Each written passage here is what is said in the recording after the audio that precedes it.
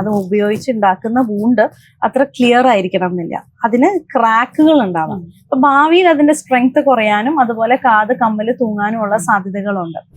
കാത് കുത്താൻ ഏറ്റവും നല്ലൊരു ഏജ് ഏതാണ്? കാത് കുത്താൻ അങ്ങനെ ഒരു ഐഡിയൽ ഏജ് ഗ്രൂപ്പ് ഒന്നുമില്ല.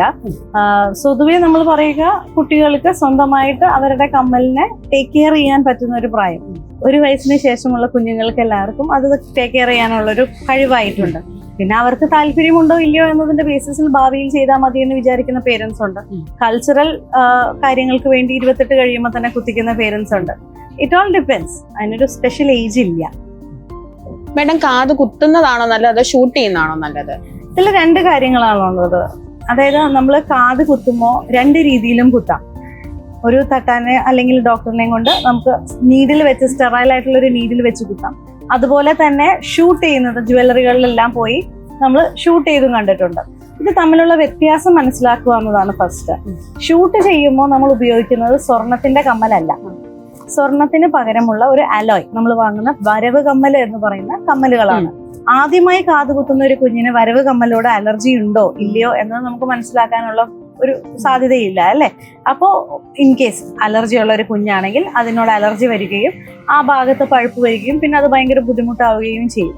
2, ഈ കുത്തുന്നത് ഷൂട്ടിംഗ് ആവുമ്പോൾ വളരെ ഹൈ പ്രഷറിലാണ് കുത്തിക്കുന്നത്. ആ കുത്തുന്നതിന്റെ പ്രഷർ കാരണം വരുന്ന വൂണ്ട്, അത് ഉപയോഗിച്ചുണ്ടാക്കുന്ന വൂണ്ട് അത്ര ക്ലിയർ ആയിരിക്കണം എന്നില്ല, അതിന് ക്രാക്കുകൾ ഉണ്ടാവാം. അപ്പൊ ഭാവിയിൽ അതിന്റെ സ്ട്രെങ്ത് കുറയാനും അതുപോലെ കാത് കമ്മല് തൂങ്ങാനും ഉള്ള സാധ്യതകളുണ്ട്. 3, നമ്മുടെ കുഞ്ഞുങ്ങളിൽ കാത് കുത്തുമ്പോൾ ഉപയോഗിക്കുന്ന കമ്മല് വളരെ നേർത്തതാണെങ്കിൽ, പ്രത്യേകിച്ച് ഷൂട്ടിങ്ങിനൊക്കെ ഉപയോഗിക്കുമ്പോൾ അല്ലെങ്കിൽ ഡയമണ്ടിന്റെ സ്റ്റഡ് കമ്മലുകൾക്കൊക്കെ നേർത്ത തണ്ടായിരിക്കും. നേർത്ത തണ്ടുണ്ടായി കഴിഞ്ഞു കഴിയുമ്പോൾ ഉണ്ടാകുന്ന മുറിവും അത്രയും വലിപ്പം ഉണ്ടാകും. പിന്നീട് ഒരു അവസരത്തിൽ കമ്മലിടാനായിട്ട് നോക്കുമ്പോൾ ഇത് അടഞ്ഞു പോകാനോ അല്ലെങ്കിൽ ഒറ്റ ദിവസം ഊരി വെച്ചു അല്ലെങ്കിൽ കമ്മലിന്റെ അടിഭാഗം പോയി പിരി പോയി പിറ്റേ ദിവസത്തേക്ക് കാത് അടഞ്ഞായി കാണാറുണ്ട്. അപ്പൊ ഇതെല്ലാം അവോയ്ഡ് ചെയ്യാൻ നല്ലത് സാധാ സ്വർണ്ണക്കമ്മൽ ഉപയോഗിച്ച് തന്നെ നമ്മൾ കാത് കുത്തുന്നതാണ്. തട്ടാന്മാരോ ഡോക്ടേഴ്സോ ഉപയോഗിക്കുന്ന സ്റ്റെറൈൽ ആയിട്ടുള്ള നീഡിൽ വെച്ച് കുത്തുമ്പോൾ ഉള്ള ഗുണം കൺസിസ്റ്റന്റ് ആയിട്ടുള്ള പ്രഷറാണ്. അപ്പൊ അതുകൊണ്ട് തന്നെ മുറിവ് നല്ലതാണ്. 2ാമത്തെ കാര്യം, അത് ഒരു പ്രാവശ്യം ഉപയോഗിച്ച് ഡിസ്കാർഡ് ചെയ്യുന്നത് കൊണ്ട് രക്തത്തിൽ കൂടി പകരാവുന്ന അസുഖങ്ങൾ, പ്രത്യേകിച്ച് HIV, HPSAG തുടങ്ങിയ അസുഖങ്ങൾ പകർന്നാനുള്ള സാധ്യതകളും കുറവാണ്. ഇപ്പൊ മുറിവ് പഴുത്തു കഴിഞ്ഞാൽ എന്ത് ചെയ്യണം? ഹന്നയ്ക്ക് ഒരു പ്രാവശ്യം വന്നിരുന്നു എന്ന് എനിക്ക് തോന്നുന്നു, കഴിഞ്ഞ പ്രാവശ്യം, അല്ലെ? നമ്മൾ ഒരു മുറിവുണ്ടായാൽ അതിനെ എങ്ങനെ കെയർ എടുക്കും എന്നതുപോലെ തന്നെ കാതിലെ കമ്മല് പഴുത്താലും എടുക്കണം.